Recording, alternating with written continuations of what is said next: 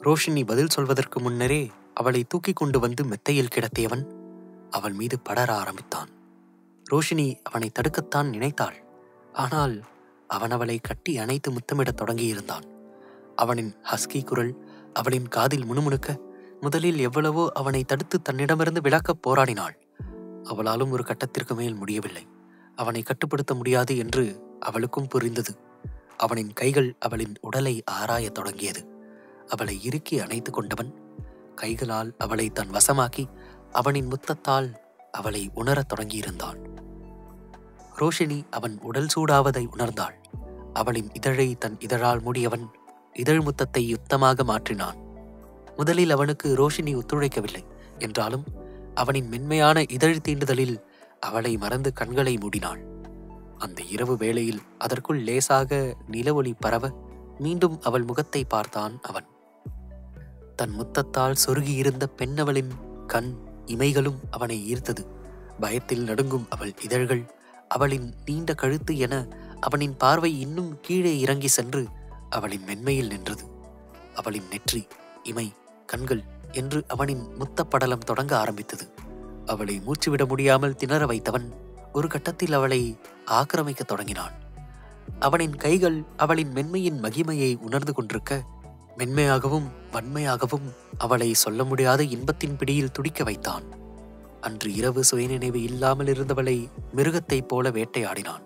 ஆனால் இன்று அப்படி எதுவும் செய்யாமல் பூமாலையின் மென்மையை பதமாய் கையாள ஆரம்பித்திருந்தான். அதில் சொக்கி துடித்து தவித்து போனாள் ரோஷினி. ரோஷினியின் ஒவ்வொரு அசைவும் அவனை மேலும் தூண்டியது. அவள் ஒரு பேரழகி என்பதை உணர்ந்தான்.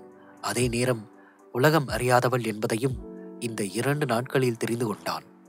அப்படி தெரிந்திருந்தால் ஏமாற்றியவனிடமே சரணடைவாளா என்று நினைத்து மென்மையாக புன்னகைத்தான்.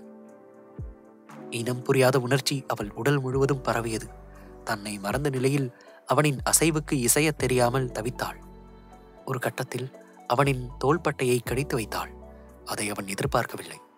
ஏய், எதுக்கு இப்ப கடிக்கிற? அவன் தவறாக எடுத்துக்கொண்டான் என்று நினைத்தாள். சாரி, அது நான் தான். பரவாயில்ல, அன்னைக்கு கடிச்சதை விட இன்னைக்கு மெல்லமாக தான் கடிச்ச. அவன் அப்படி சொல்லவும் அதில் அதிர்ந்து போனாள். தான் அன்றும் அவனை கடித்து வைத்தோமோ என்று மூளை பலவாறு யோசிக்க அவளை மேலும் யோசிக்க விடாமல் அவனை கடித்த அவளின் இதழுக்கு முத்தத்தால் தண்டனை வழங்கினான். அவனின் உணர்ச்சிகள் மேலும் அதிகரிக்க பெண்ணவளை ஆண்டுவிடும் வேகம் எழுந்தது. அவளுக்குள் தன்னை புதைக்க தயாரானான். அவளின் உடலும் உணர்வும் தன் அருகாமையை ரசிப்பதை உணர்ந்து அவளுக்குள் முழுவதுமாக மூழ்கி போனான். இருவரும் கூடி கழித்து பின் சோர்ந்து கட்டிலில் விழுந்தனர். அவளை தன் நெஞ்சின் மீது கிடத்தியபடி படுத்திருந்தவனுக்கு அன்று அந்த ஹோட்டலில் நடந்த தருணம் நினைவில் ஓட ஆரம்பித்தது. அன்று அவனுக்கு ஒரு பிரச்சனை உடலில் இருக்கிறது. அந்த அலர்ஜி எப்போதாவது வெளிப்பட்டு அவனது உடலில் ஹார்மோன் மாற்றத்தை ஏற்படுத்திவிடும். அவனுக்கு மழை சுத்தமாக ஒத்துக்கொள்ளாது. அந்த அலர்ஜியை அறிந்த யாரோ அவனை திட்டமிட்டு வெளியே வரவழைத்திருந்தார்கள். பின் மழையில் நனைந்ததால் அவனுக்குள் இருந்த அலர்ஜி வெளிப்பட ஆரம்பித்தது.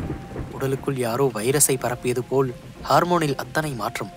அந்த நேரத்தில் தேவையான மருந்தையும் அவன் எடுத்து வராததால் அருகிலிருந்த அவனது கேலக்ஸி 7 ஸ்டார் ஹோட்டலில் தங்கினான். அங்கேயும் ஒருவன் அவனை கொல்ல முயற்சிக்க அவனோடு இருந்த பாடிகார்ட்ஸ் கருணையே காட்டாமல் அவனை சுட்டுத் தள்ளினார்கள். யாரும் அறைக்குள் வரவேண்டாம் என்று சொல்லிவிட்டு இவன் உள்ளே சென்றான். உடலில் ஏற்பட்ட மாற்றத்தால் அவன் மிருகத்தைப் போல கத்த வெளியே நின்றிருந்த பாடிகார்ட்ஸுக்கு பயமாக இருந்தது.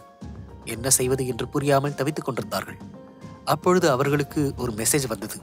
அதன்படியே அருகிலிருந்த பப்புக்கு கிளம்பி சென்றார்கள். அதே நேரம் அந்த பப்பிலிருந்து வெளியே வந்தவள்தான் ரோஷினி. பணத்திற்காகத்தான் வந்திருக்கிறாள் என்று நினைத்து அவளை அழைத்து வந்து அறைக்குள் தள்ளினார்கள்.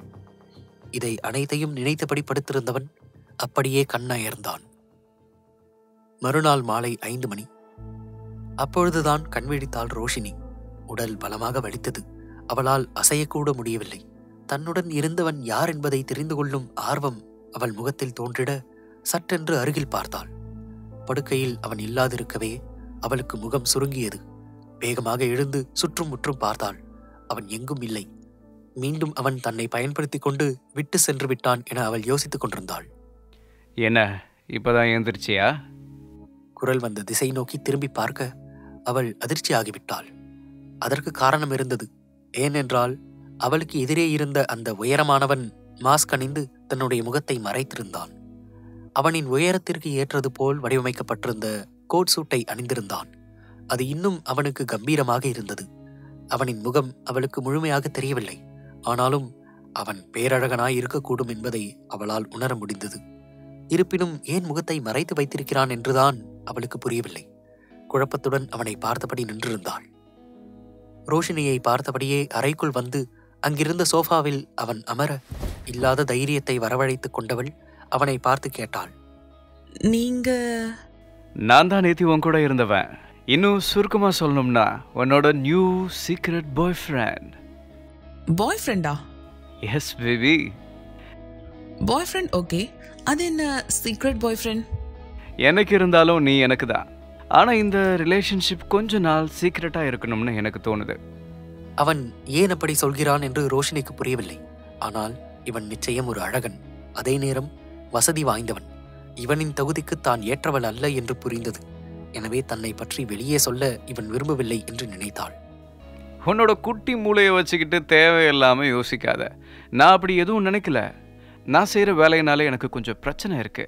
அதை சரி பண்ற வரைக்கும் நம்மளோட ரிலேஷன்ஷிப்பை பத்தி வெளியில சொல்லாம இருக்கிறது நல்லதுன்னு நினைக்கிறேன். அப்படியா? அப்படி என்ன வேலை பார்க்குறீங்க? அவள் புரியாமல் ஒரு குழந்தையைப் போல கேட்க எழுந்து சென்று அவளின் அருகில் நின்றவன் கேள்வியாக விரிந்த அவளின் இதழை பிடித்தான். அது சீக்ரெட். ஸோ இன்னையிலிருந்து நான் உன்னோட பாய் ஃப்ரெண்ட், அதுவும் சீக்ரெட்டான பாய் ஃப்ரெண்ட். கேளுங்க சீக்ரெட் பாய் ஃப்ரெண்ட் ஆடியோ சீரீஸ் உங்க குக்கு எஃப்எம் ஆப்ல. டவுன்லோட் தி ஆப் நவ.